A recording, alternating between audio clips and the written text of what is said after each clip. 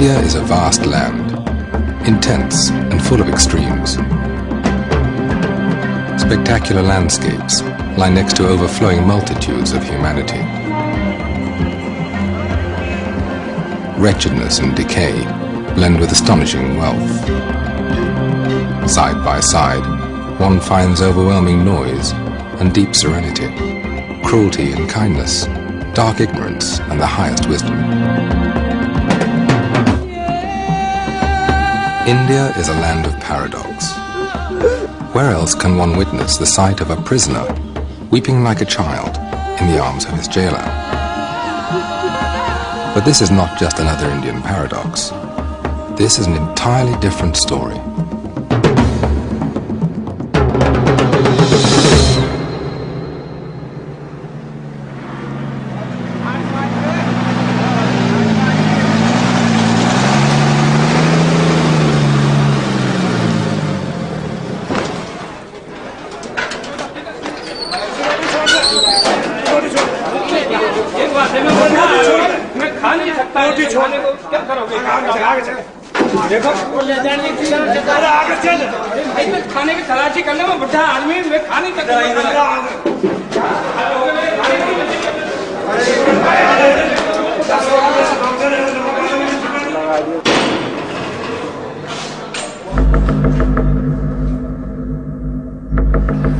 I came to Tihar in 1988. I get caught in the airport, Indira Gandhi International Airport, sorry, with 4 kilos of heroin.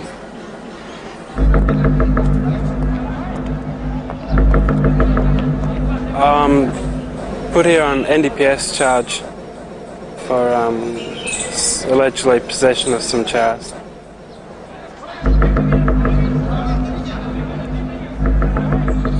Triple murder case Ahmedabad में हुआ था 1983 में। उस case में मुझे पहले फांसी की सज़ा हुई थी, उसके बाद में यानी हाई कोर्ट में लाइफ सेंटेंस की सज़ा हुई।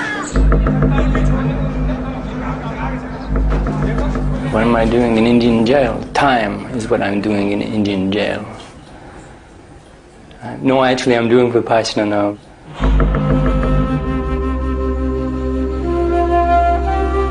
We are all prisoners, undergoing a life sentence, imprisoned by our own minds. We're all seeking parole, being hostages of our anger, fear, desire. Is there anyone who doesn't crave at one point or another to take something that is not his? Is there anyone who doesn't wish, at least once, to hurt the one who hurts him? It is a thin line that separates us from these people who stare at us from inside this cage. The same things that do not go beyond the threshold of our thoughts have crossed, in their case, the threshold of action.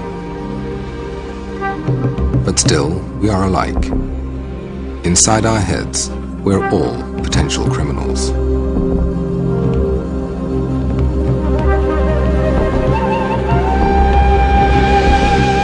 This is Tihar Jail, one of the largest prisons in the world.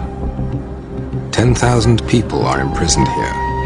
9,000 of them are still awaiting their trials. The wheel of justice rolls slowly and heavily in India, like an overloaded truck. A pickpocket may find himself waiting for 6 years in order to receive a 1-year sentence. It could take another 2 weeks, it could take another 2 years, 3 years, 4 years. They take their time.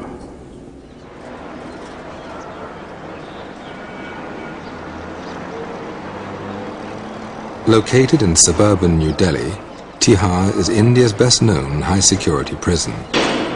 Due to its large population, it is divided into 4 separate jails. For decades, Tihar was notorious for its inhuman conditions. It was branded a veritable hell.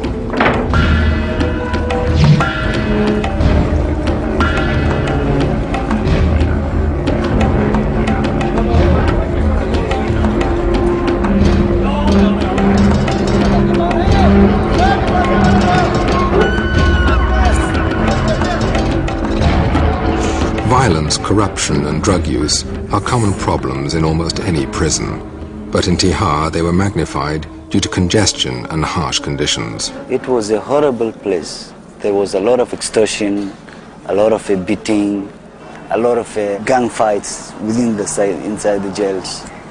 There was a lot of problems, many problems. The combination of 1,000 convicts, along with thousands still awaiting their trials, had created a hierarchy of power and an explosive atmosphere. There are massive more under trials than there are convicts. The few can control the many.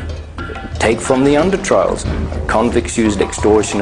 You beat a few people up occasionally, and the many will come across with a few rupees here, a few rupees there, you know. The inmates, they're not being themselves. I mean, this a macho image, I mean, tough, aggressive. You know, you get a few thousand macho people together, you know, and that's a lot of aggression, you know, and that's a lot of controlling, because this is prison, that's a lot of controlling to do. So I've understood when I first came here myself that sometimes the stick had to be used. But you have a point where you don't go beyond. The jail staff were trained under the old tradition of oppression, isolation and punishment. They believed that if the prisoners were made to suffer, they would not commit crimes after their release for fear of being sent back to this hell. But they were wrong. In Tihar, prisoners were specializing further in crime. I'm here now about 13 months. I was taking some heroin from Kathmandu to Toronto via the airport in New Delhi. I was searched in New Delhi and I was brought here. David is one of the foreign inmates kept in Tihar. Everybody is a legal expert in Tihar jail. Everybody knows all the ins and outs of the Indian system. It just so happens some of them will be here for 6 or 7 years maybe, but they'll tell you how to get out. With this record, Tihar was hardly the place to expect a breakthrough in prison reform. And yet, this is exactly what happened.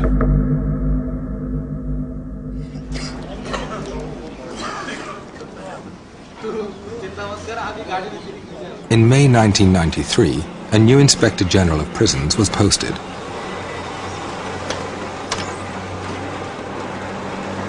The new IG was Kiran Bedi, a little woman with a big reputation and an even bigger vision.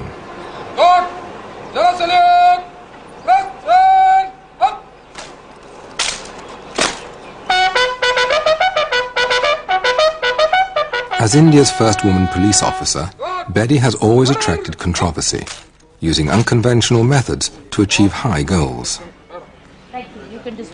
To me, she's a magnificent woman. She's got integrity, she's got very high morals, and she certainly has ambition. She's been everything from a tennis star to a notorious policewoman who used to tow away dignitaries' cars from towaway areas. That's where they called her Crane Betty. I clearly, vividly remember the day when she was to join. We have a meeting for 1.5 hours, and that meeting she only made us clear there is a very thin thread between us as officers and those inside. We have also made blunders in our life, but thank God we are not inside.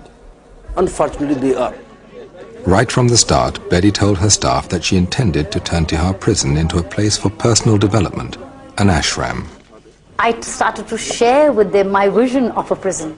I held my meetings, first of all told them that you're going to work as a team, work as a family. Asking them, are they aware of what their whole job priority is? What are they meant for? Are they here as watchmen or are they here for a larger job? Ever since she took office, she did a lot of a transformation. She's a person who solves problems.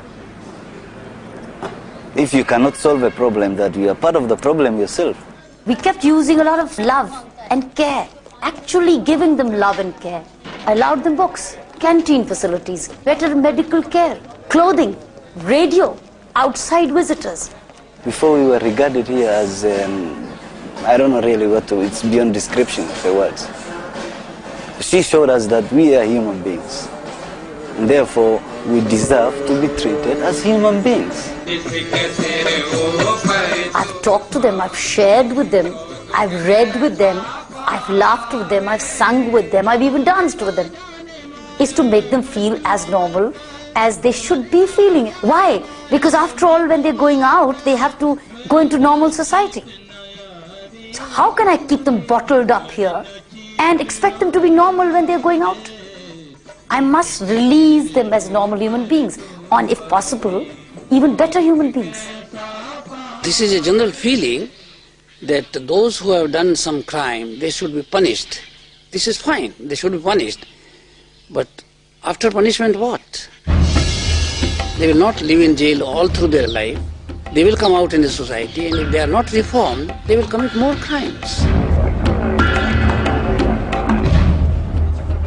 The atmosphere in Tihar had improved, but Betty knew that all material solutions are always partial solutions. She was seeking a deeper change.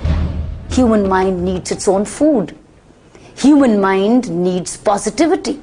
Human mind needs some higher thinking. So this was all I knew, because that's what my mind needs. Many of them did not know the way to change. They are ready to change. They said, we want to change.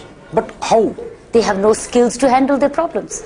How do I give them skills to handle themselves? What do I do? I was absolutely like a fish out of water. Where do I go for a magic? Who will come to this prison to counsel? Who will provide the psychological food? I was just looking for an answer. And I got an answer. The answer came, unexpectedly, from inside the prison.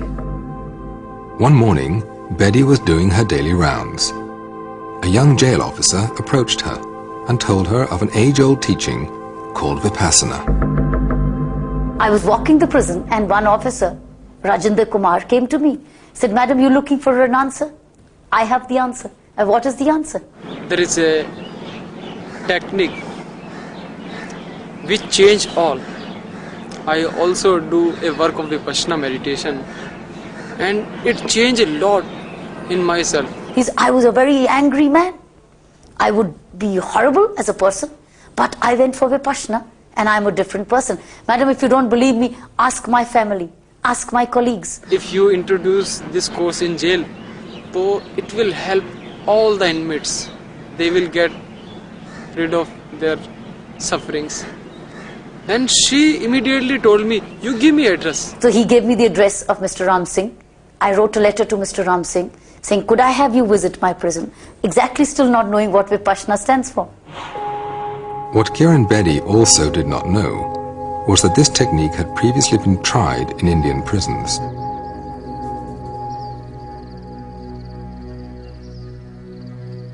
Vipassana is a journey of discovery, taken with closed eyes.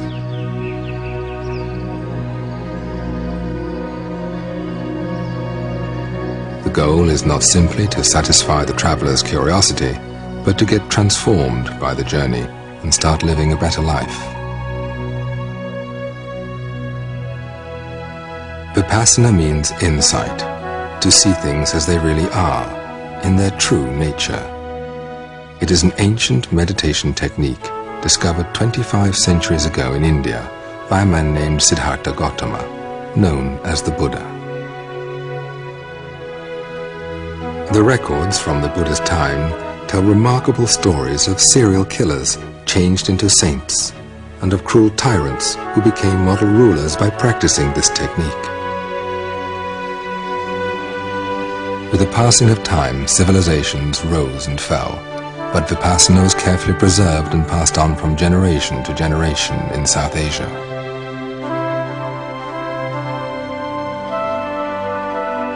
Today, it is taught by S.N. Goenka, an Indian who was born and grew up in Burma. Mr. Goenka learned Vipassana from his Burmese teacher, Sayaji Ubakin.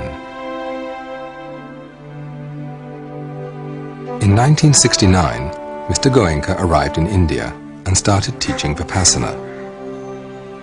A few years later, he was given a challenge by the renowned Indian leader, Vinoba Bhave, to teach Vipassana to youngsters and to hardened criminals. I said, "I am here to serve. If you can arrange, I will teach the hard criminals in the jail. I will teach the students." He arranged in the school, and it was very successful. But he could not arrange in the prison because the rules of prison, manual of prison is such that A teacher cannot go and stay there, one has to stay outside, and that was not acceptable to me. When a course is given, I must be there with my students. It could not materialize. But later on, the Rajasthan government was good enough to relax their rules, and first course was given there in the Jaipur jail. In 1975, in Jaipur, prisoners learned Vipassana for the first time. Mr. Goenka insisted again on some conditions, and the prison authorities were trying hard to meet his demands. Before the course started, some people were brought in chains and ankle chains. So he said, "What is this?" I said, "They are very hardened criminals and very dangerous criminals, and we want that they should also take a course." But he said, "Why have you put the chains on them? Because they are dangerous." He said, "No, I can't give Dhamma to the people while they are in chains. So they have to be removed." And the IG and the superintendent of jail, they didn't agree. Because the IG said that there is a great possibility that one of them or few of them will get up and strangle Mr. Goenka or you as Home Secretary, and they will get a big name. Because they are in any case dying, they will be hanged or they will have serious punishment. So we took little risk, and it was decided that they will put a guard close by, and if anybody got up menacingly towards us, he should be shot.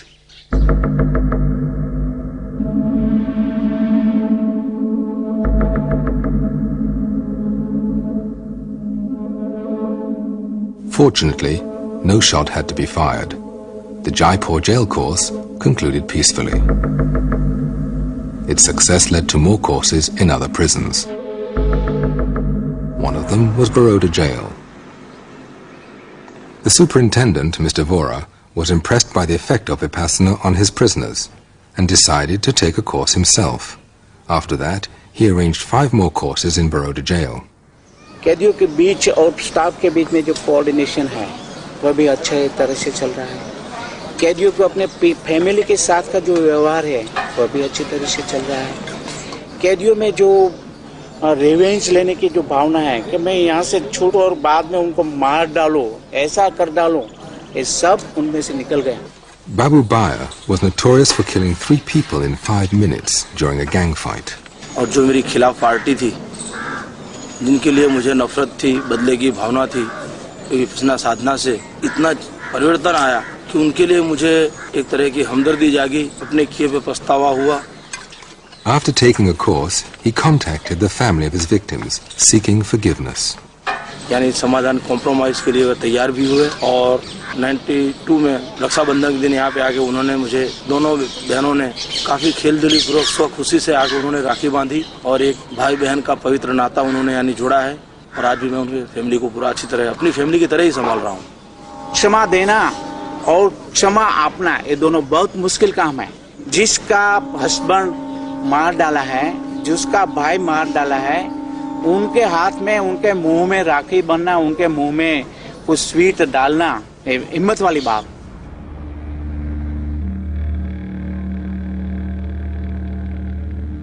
A Vipassana course is 10 days long. Students live in complete silence, meditating from early morning till night. For 10 days they follow a basic code of moral conduct. They abstain from killing, stealing, lying, sexual activity, and the use of intoxicants. Without a base of morality, the mind will remain too agitated to investigate the reality within. Any physical or vocal action which is unwholesome, which goes against morality, which is immoral, starts with a impure mind, a negative mind. So you kill somebody, you can't kill somebody without generating tremendous amount of anger or hatred in you. You steal something, you can't steal something without generating tremendous amount of craving or greed. And every time one generates negativity in the mind, one becomes miserable. When you do something wrong, you instantly punished. Why? Because you're now guilty. You've told a lie and you're telling 100 lies to justify one lie. You've stolen, now you're suspicious that you might be caught. The very fact that you are under the agony of getting caught is the pain you're getting out of the law of nature.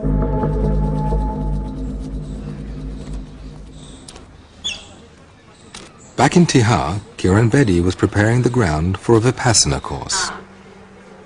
She said that if a course could be organized, I say, why not? we can do this. So there also the similar difficulties came. I said first condition is that some of the jail senior people should attend the course first, then only we'll agree. Unless the keepers of the prisoners change, prisoners will not change.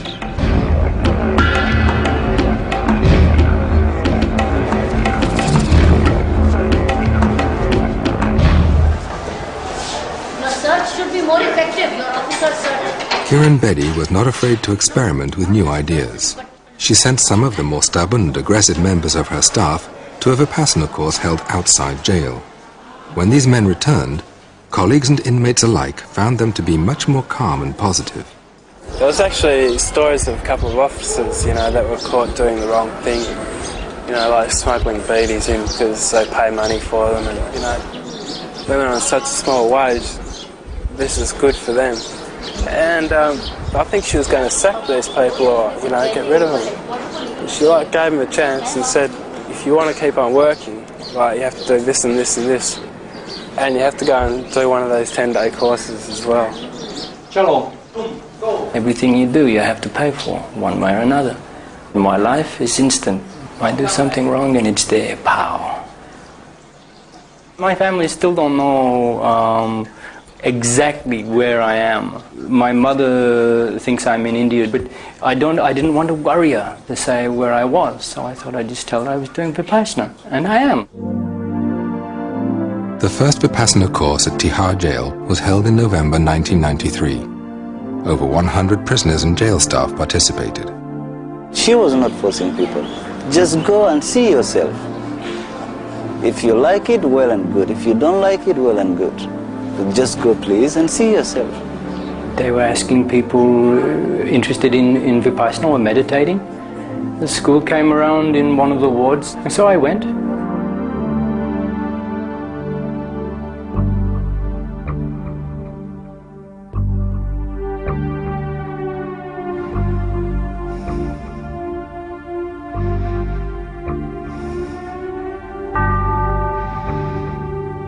At first, all one is asked to do is to focus on one's own natural breath, to feel it coming in and out of the nostrils, and to maintain this awareness for as long as possible.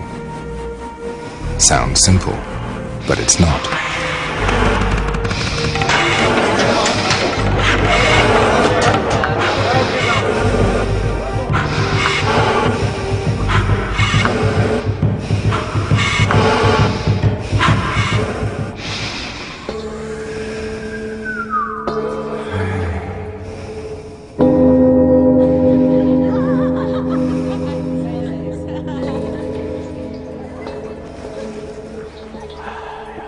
It's something which you can't avoid.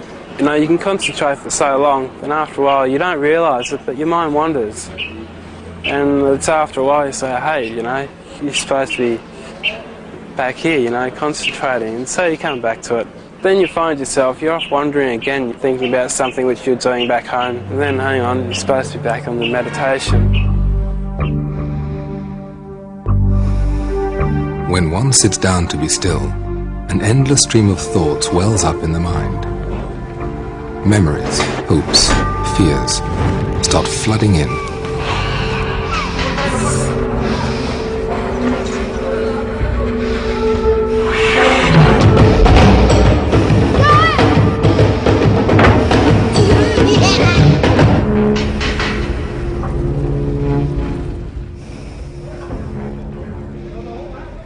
After a 3-day struggle, the mind quiets down. Thoughts become faint, faded, like passing clouds. By focusing for so long on the small patch of skin below the nostrils, the mind becomes so sensitive that it can feel the subtlest flow of breath. A new realm of sensations unfolds within this area. Itching, tingling, heat, pressure, natural physical sensations, never before experienced so vividly. Only then is one prepared to learn Vipassana. The whole idea with Vipassana is to go inside. And when you go inside and everything is quiet, and yourself, you're quiet, then you contact yourself, you can come inside yourself, and you can feel your sensations. Continuous awareness of physical sensations without reacting is the core of the Vipassana practice. Every sound, vision, taste, smell, everything that contacts the body instantly produces some sensation. The technique focuses on natural physical sensations as the crucial link between mind and body, the key to understanding human behavior. Through Vipassana, one realizes that one's own attitudes and addictions, suffering and happiness, are not caused by the outside world. It is the reactions to pleasant or unpleasant sensations the world evokes within the body that dictate one's actions and conditions the mind.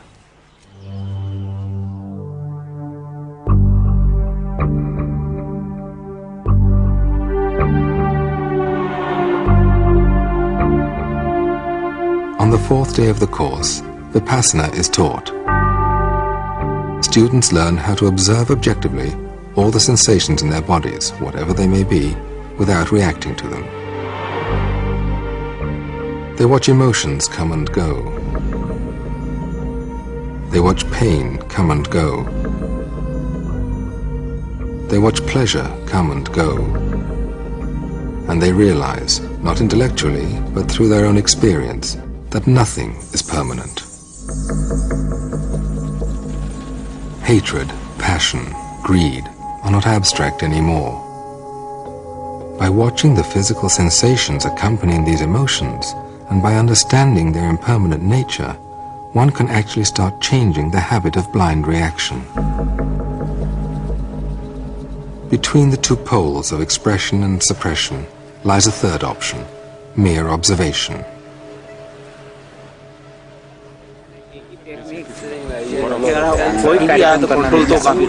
After the first course, I was like so overwhelmed with everything. I see things as the way it is, the reality. You do get a lot of answers out of it. It's you who can make yourself into the right path, and it's you who can lead to a misery. There's a happiness in there, you know?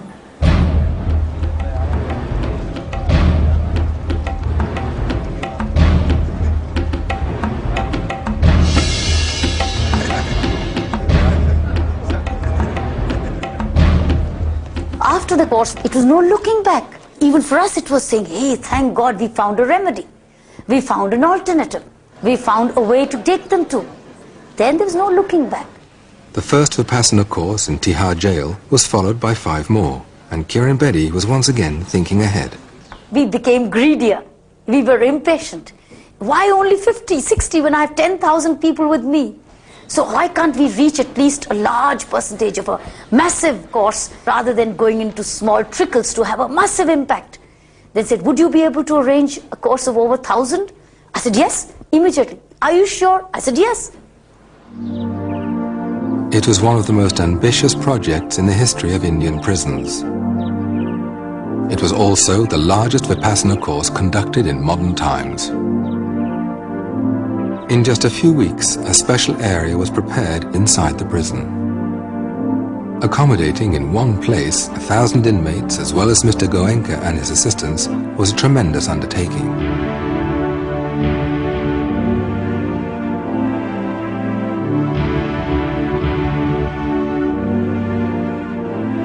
Nobody could believe that 1,000 prisoners could be put together and kept at a place because it's a grave security risk.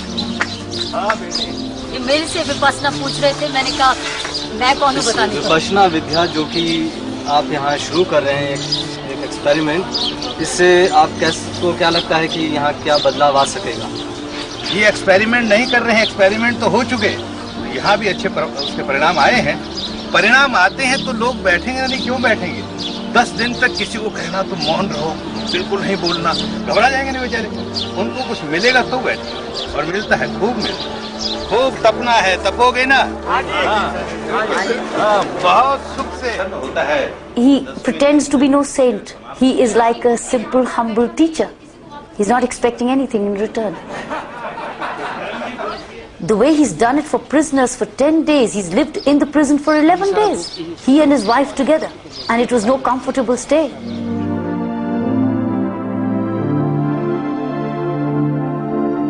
"1,000 prisoners gathered in the huge tent on the evening of April 4th.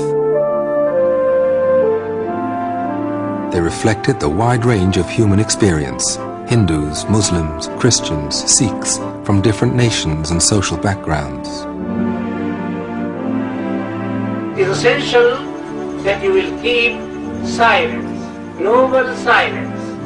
It doesn't mean that your mouth will be locked. Talk to your teachers, your guides. There is no restriction about it. In the early hours of the next day, a fierce rainstorm, extremely unusual for that dry season, suddenly descended.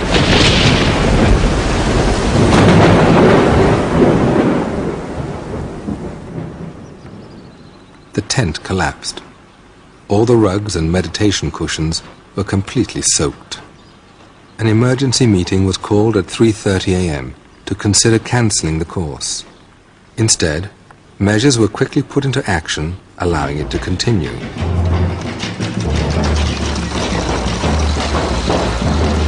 When the weather cleared, a massive salvage operation was launched. Meanwhile, the course continued as prisoners meditated in their barracks. By evening, the tent was ready again for the students to assemble, and the course went on as planned.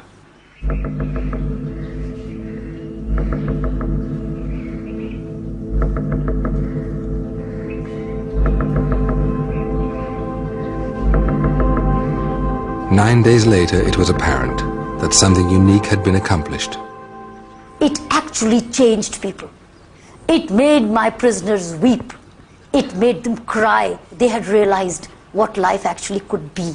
They had looked within, and within themselves they had seen the feeling of revenge. They had seen anger. They saw the disrespect and hurt they had caused to parents and society, and they wept, and they wanted to be different. I felt guilty that I did a wrong thing. I have done a wrong thing. And what I have done, it's something which I can come out of it and correct it. That realization was the greatest magic. That's exactly what I was looking for. How do I realize them? Make them realize they've actually hurt society. They're just all the time saying, we're innocent, we're innocent. We never hurt society, society hurt us. How do I convince them that you did hurt society at some stage of your life? Therefore, the law of nature has had its course, you're getting it today. So they learned it in Vipassana. I didn't have to say anything. They went up on the mic and said, we hurt society, but we seek forgiveness. That was the greatest magic. When the course ended, 1,200 participants and international guests witnessed the inauguration of the first Vipassana center to be established in a prison. Within 3 weeks, it began to offer Vipassana courses twice a month.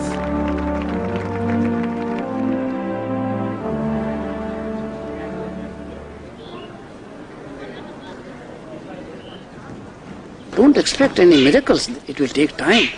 Not that all of a sudden a criminal changes to the saint. The beginning of change is there. And again, the environment in the jail is so bad that even if one course, it doesn't change the whole environment. So unless the environment is changed, other steps are taken, facilities given for their regular practice, then real change will occur. Vipassana courses are alike everywhere in the world. The same rules, same timetable, same instructions. The workers who serve the students during a course are volunteers who have already taken a course themselves.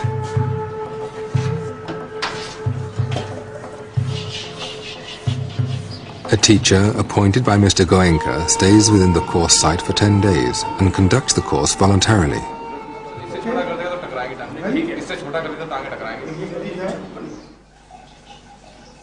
Nothing is by accident, you know. I come, I'm caught, I'm here, all for a reason. I don't have to be caught going to Canada. I could have gone to Canada and then gone back and my life this. It's all for a reason. After taking a few Vipassana courses, David asked to be transferred to the Vipassana ward and work there as a volunteer. When I first came, I thought, why is Vipassana here? Of course, when I say that, it answers itself, because this is where it's needed most. This is history in the making, you know. This is the first chance where Vipassana where this is being used in a prison system to possibly reform people. And if this does show results, then this could reform the whole prison system and the entire planet. And it happens here. If I scratch his belly, he should attack me. There you go. You're attacked that? See, all I can really do is to try to set an example for other people. In doing this, then maybe they will try a little bit harder for themselves. David, the one-day course is on this date, no? We have 4 one-day courses. Yeah. Your 26th morning is jail 4. Yes. And 27th morning I'm bringing jail 1, 2 and 3 together. So tell him we would need him at both the 9 o'clocks. Please tell the teacher. I cannot do anything Vipassana-wise for anybody. They have to do it themselves. The bottom line is you can't help somebody unless they want to be helped. And the Vipassana, if you can get through to them, is for themselves to get inside themselves to help. Twice a month, prisoners from different sections of Tihar arrive at the Vipassana ward to take a course. Some of them have done this a number of times. Each time they follow the same program. What differs is the personal experience. I call them bhikkhus when they come here, which is the monk, because this is in effect what they are. For 10 days they become a monk. A lot of people are under the impression this 10 days they come over here is so easy. It's not. You have to work. There's no sort of lazy way out of it. And actually going on the course sort of forces you to work. It's like being thrown into a swimming pool. You know, you have to swim then.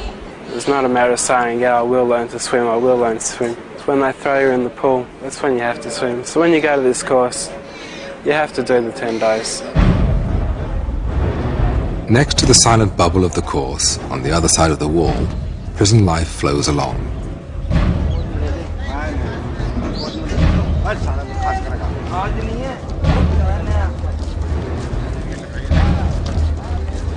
In Tihar jail, prisoners can have yoga lessons, counseling sessions, and other educational programs.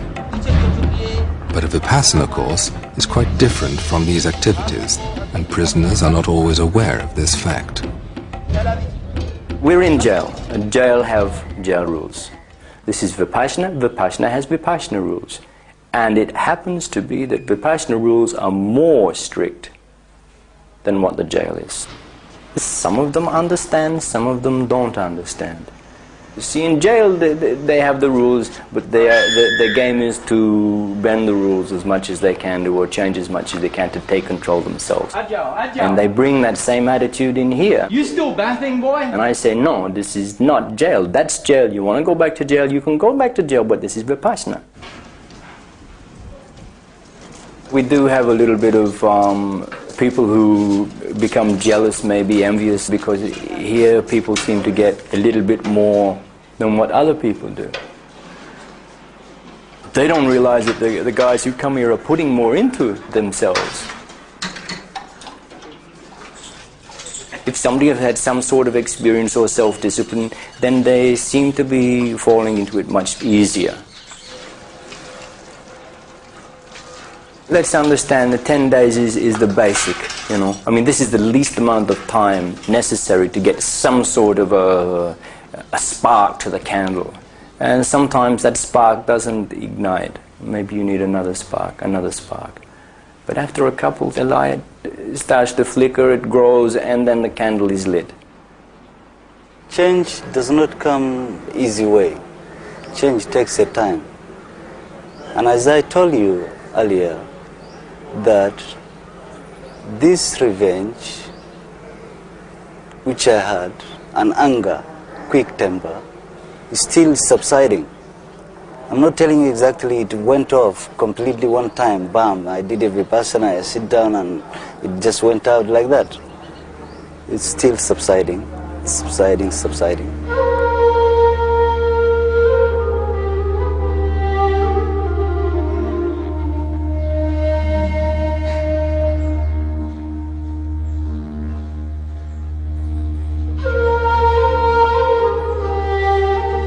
Why did it happen that I'm here? What happened to me, it's what I've done to myself. And that's why I'm here.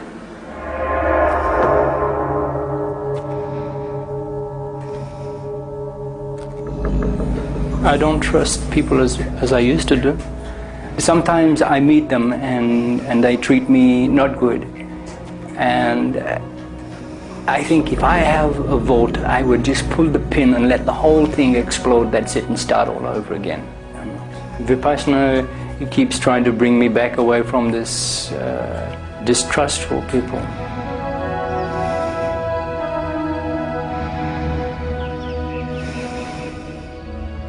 I'm here now doing Vipassana, and it's your way of life. The way you talk to people, the way you think, the way you act, the way you do things for people or don't do things for people. The art of living, they call this.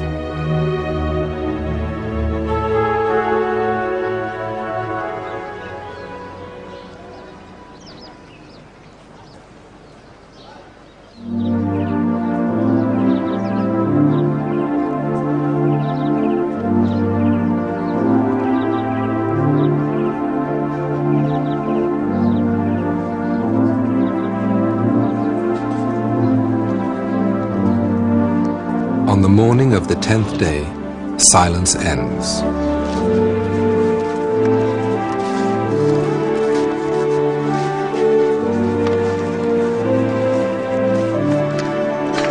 On this special day, it becomes clear how long a journey it has been.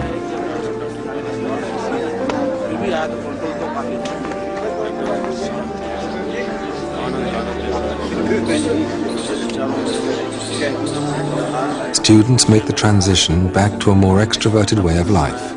For the first time in 10 days, they can actually talk and share experiences. परंतु जब दूसरा दिन हुआ तो इच्छा हुई भाग जाओ यहाँ से, तो कोई रास्ता नहीं था भागने का। फिर मैंने सोचा अगर फंस गए तो क्या करना, इसको देख लो ये क्या चीज है आखिर, जिससे इंसान खुद ब खुद अपना दिल और मन को टटोल कर ये देख सकता है कि मैं किस रास्ते पे जा रहा हूँ. It was a great opportunity for me being here. Before I used to regret. Now I'm not regretting it. There is no any regret within me. That yes, it happened and I did this mistake. So right now I look in future ahead. Actually, I come from a very orthodox Muslim family, and my parents, when they used to pray, and I was a very curious child. That you are praying and this person whom you are begging always, where is he? Is he upstairs? Nobody see him, and why can't he listen to prayers? Why is he prejudiced? I was looking for something which have a universal appeal, something which doesn't condemn other religions, saying that this religion is bad, this ours is good. Actually, I found what I was looking for. For all these years, the thing which has been bugging me, I found the answer here. Before I used to feel a lot of self-pity about being inside jail, I think, why should this have happened to me, all this sort of thing. Having the Vipassana course, it's like, I'm grateful that it was there, I'm almost grateful for coming to jail, to actually go there and, have the opportunity to do it.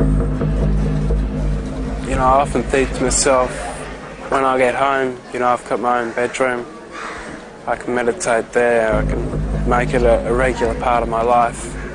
But, old habits die hard, and it's very easy just to fall back into the old pattern of lifestyle. So, before I leave here, I don't know when that could be, there could be a chance next month or middle or the end of next year, but actually what I'd really like to do is go to a course, complete the course, and then the very next day to be able to walk out of jail. I'd go out in a very good frame of mind, not a bad frame of mind which this place can create. This coming to Tihar, it's a lesson in life I'll never forget. It's, in a way, it's a great experience, but it's just gone on for too long now. I'd really like it to finish and so I can go home.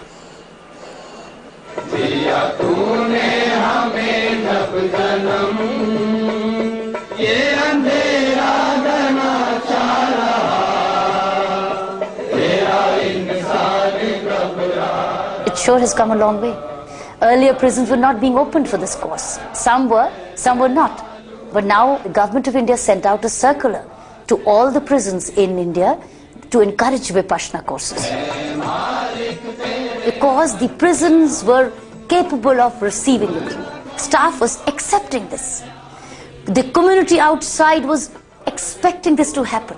You know, there was a positivity of a belief that this can happen in the prison now. People who were being released from the prison were not coming back anymore. Outside, people had started to see the change in their thinking and behavior. So there's been no looking back.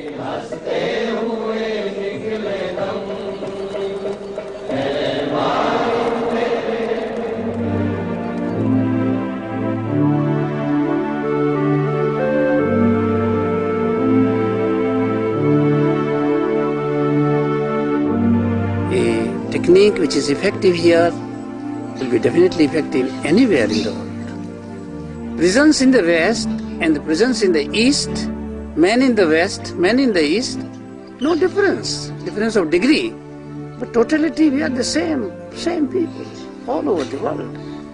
The traditions are different, culture is different, but man is not different. His attitude is not different. Governments are not different. It looks that government in India may be harsh and prison conditions are very bad. It's a comparative picture. Even if you build all good things in the jail and all facilities, it doesn't mean that it is a good prison. What is the attitude of the people? That is very important. When a Vipassana course ends in Baroda jail, a special event takes place. In the presence of social workers and guests supporting the Vipassana program, the superintendent, a Vipassana student himself, greets the inmates coming out of the meditation hall.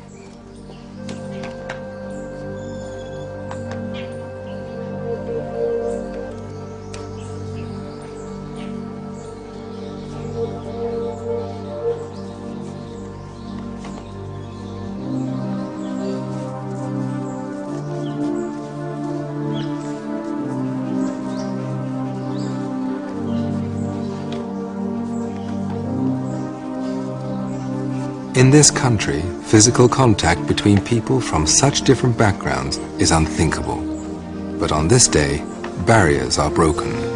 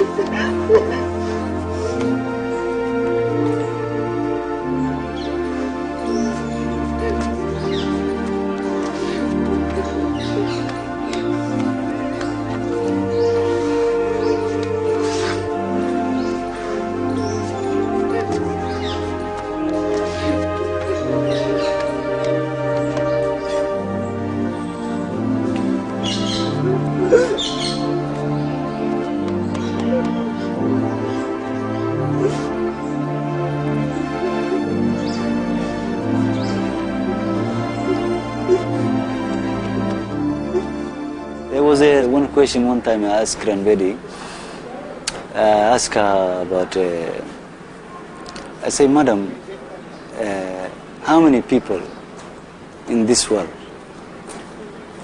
you think that they are just here in this world? They believe they are here in this world just to do good. What's the percentage? She looked at me and there was maybe 20, 30 people sitting there. She said, you are the percentage. It's you people. Okay, it's you who can make it this world a better place.